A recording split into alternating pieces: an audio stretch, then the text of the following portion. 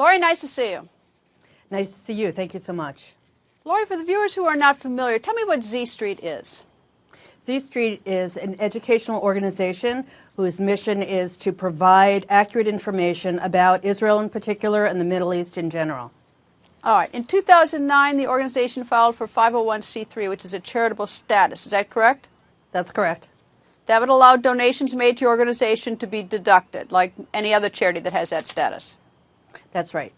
All right. What happened to your 2009 application? Have you gotten that charitable deduction status yet? No, we didn't. The IRS put our application on hold. Why?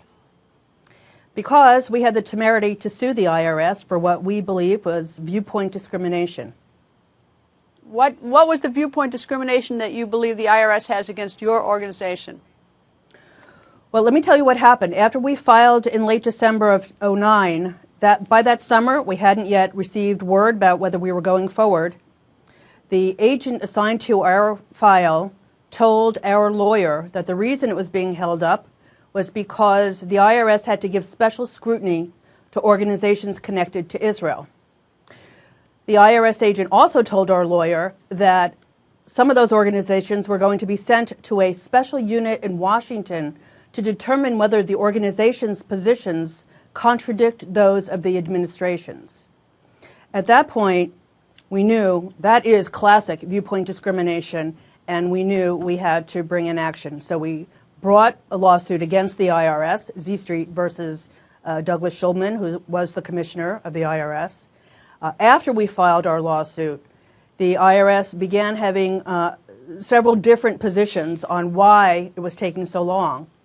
One of which was because terrorism happens in Israel. Therefore, they had to look into our organization because they thought we might be funding terrorism. We're a purely educational entity. We didn't fund anybody. We barely funded ourselves. So all right, let me ask a couple quick questions about them, just yes or no. Has anyone in your group ever been arrested for terrorism? No. Have your assets been frozen any time in your organization as it might be connected to terrorism? No. Has anyone ever accused your organization in the United States, the U.S. government, of being a terrorist organization? No. Is there anyone, any place in the world that has accused your organization of being a terrorist organization? Not that I know of. So your suit is still pending. You still, since December of 2009, don't have a charitable deduction status. Do you know what is sort of the routine time period? How much does it usually take most organizations, not perhaps one unrelated to Israel, to get charitable deduction status? Well, our lawyer at the time said it would probably take between 5 and 10 months. So she started making phone calls about 8 months after or 7 months after we had filed. Why do you think that well, go ahead. The IRS told us after we sued them that they were going to put our application on hold because we were litigating about the status of our application, when in fact we were litigating about the constitutionality of the process that the IRS was using. All right. The United States has a very warm relationship with Israel. We're allies.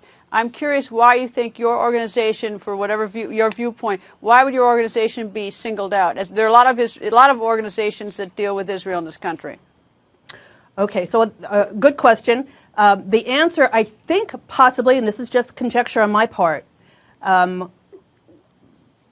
Z Street is an organization that supports all of Israel.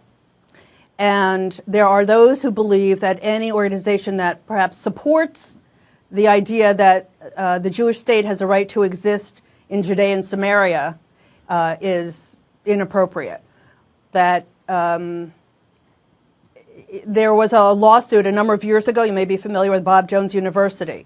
And in that case, the United States decided that Bob Jones University was not entitled to tax-exempt status because of racial discrimination.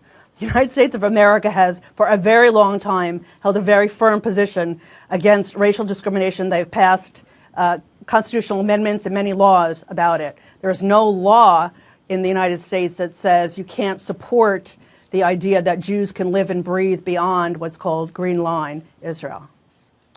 Lori, thank you very much. We'll continue to follow your case. I understand that there's a hearing coming up in July, so we will follow it. Thank you so much.